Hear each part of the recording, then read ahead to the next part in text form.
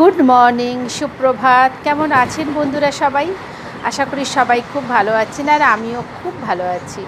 অর্চনাস time story চ্যানেলে একটা নতুন ব্লগে সকলকে স্বাগত জানাই। উত্তরাখণ্ডে বেড়াতে যাওয়ায় ট্রেনে আজকে আমাদের দ্বিতীয় দিন। তো দ্বিতীয় দিনের সকালবেলা আমার তো ট্রেনে কিছুতেই ঘুম হয় না, সারা রাতই প্রায় জেগে আছি। তো সকালবেলায় উঠে ফ্রেশ ট্রেশ হয়ে বসে আছি।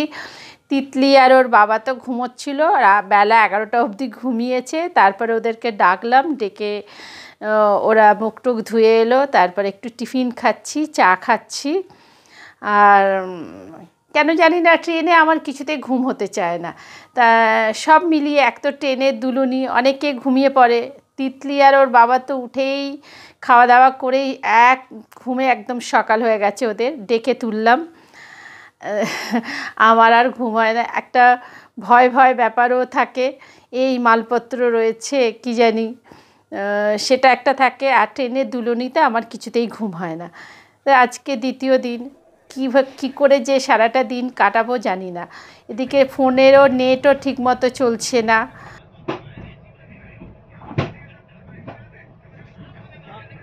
আমরা এখন কোথায়, এখন কোন স্টেশনে আছি জানি না, নাম জানি। গোরখপুরের দিকে যাচ্ছে গাড়ি।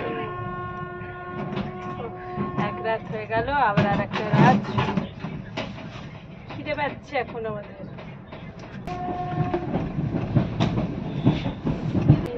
চাইয়ে কে বলছো? চা যখন যেটা দরকার তখন সেটা আসছে না, তখন জল দরকার ছিল, জল আসছিল না। এখন চা খেতে ইচ্ছে করছে, এখন চা আসছে না। সাইড লোয়ারের যে সিটটা, এটা আমার মনে হয় সবারই খুব পছন্দ। এই যে কি সুন্দর বসে বাইরের দৃশ্য দেখা যাচ্ছে।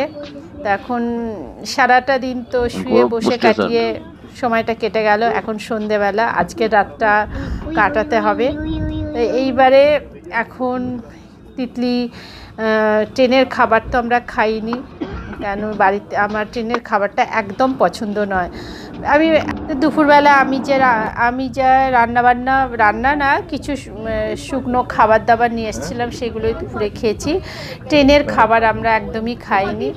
তো এইদিকে তিতলি রাত্রিবেলায় তার আর ওইসব খেতে ভাল লাগছে না, বাইরের খাবার খাবে। তো পিৎজা অর্ডার করেছে। তো গোরখপুরে, এই যে গোরখপুরে ট্রেনটা ঢুকছে, এখানেই পিৎজাটা ওরা ডেলিভারি করবে। আর যেহেতু এই দুটো সকাল 9টায় একবার ওরা ডেলিভারি করে একটা স্টেশনে, আর রাত 9টায়। কারণ এই বড় দুটো স্টেশনে ট্রেনটা 10 মিনিটের জন্য দাঁড়ায়। তো গোরখপুর স্টেশনে পিৎজাটা এখানে ওরা এসে দিয়ে যাবে। তো এখন রাত্রিবেলায় ওটা অর্ডার করে দিয়েছে, আর দিনের বেলায় যা এনেছিলাম তাতেই হয়ে গেছে। এই যে ওরা একদম এসে সিটে এসে দিয়ে গেল পিৎজাটা। সসটা প্রতিবারে আনে, আর কত সুবিধা না, ট্রেনে বসে বসেও খাবার পাওয়া যাচ্ছে।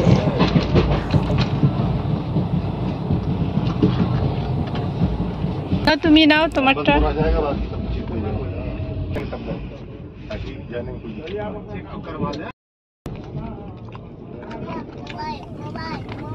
একটা পিৎজা খাই, দেখো পিৎজাটা দেখো। তো আজকে রাতের খাবার এটা আমাদের। তো এখন খাওয়া দাওয়া করি, তারপরে ঘুম।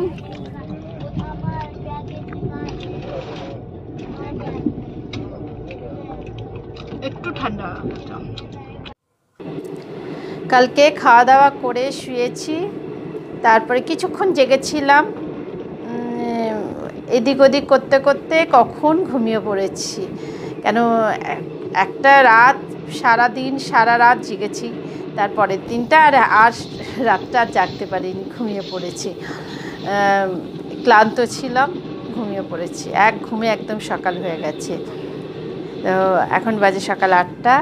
10টার মধ্যে আমরা স্টেশনে নামবো, যেখানে আমরা নামবো। ট্রেনে আমার এই যে এখন এই গেটের কাছে এসে দাঁড়িয়ে আছি, আমার এত ভালো লাগছে। ট্রেনের আবার সব থেকে ভালো লাগে এই রানিং ব্যাপারটা। ট্রেনটা চলতে থাকে, তার সঙ্গে মাঠ ঘাট সব যেন ছুটছে আমার সাথে মনে হয়।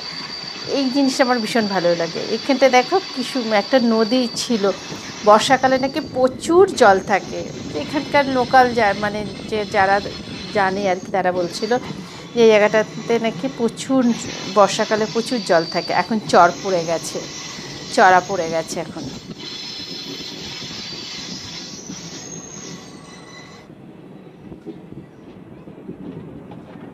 কি দারুণ লাগছে না?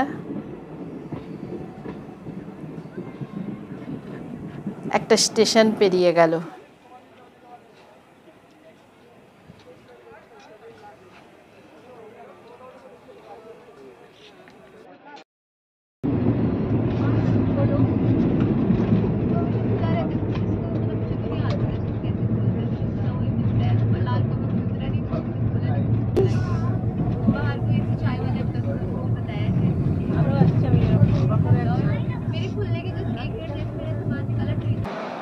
তো আমরা নেমে গেছি স্টেশনে।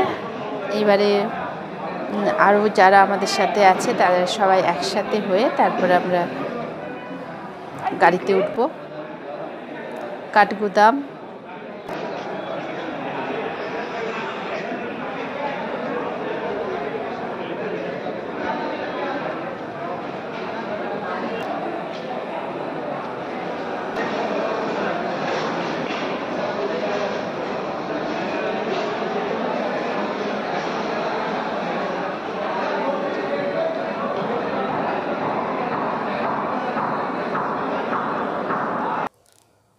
তো চলো, আমরা এখন স্টেশন থেকে বেরিয়ে আমাদের গাড়িতে উঠে পড়েছি।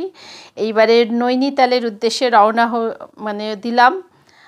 যেতে প্রায় 2-2.5 ঘন্টা মতো লাগবে বললো। কাঠগুদাম থেকে নৈনিতাল পাহাড়ে তো মানে বলছে 2-2.5 ঘন্টা মতো, 3 ঘন্টা মতো লেগে যাবে। তো যাই হোক, এই ভিডিওটা আজকের মতন এখানেই শেষ করলাম। এরপরে বেশি বড় করব না ভিডিওটা, বড় করলে তোমাদেরও দেখতে ভালো লাগবে না। তাই আজকের ভিডিওটা এখানেই শেষ করলাম। আবার দেখাবে নেক্সট ভিডিও। ততক্ষণ সবাই খুব ভালো থাকো, সুস্থ থাকো, আর অবশ্যই আমার সাথে থাকো। আর যারা এখনও আমার চ্যানেলটাকে সাবস্ক্রাইব করোনি, নতুন বন্ধুদের বলছি তারা চ্যানেলটাকে সাবস্ক্রাইব করে পাশে থাকো আর আমার সাথে থাকো। তো চলো, দেখা হবে তোমাদের সাথে নৈনিতালে গিয়ে। তো এখনকার মতন টাটা।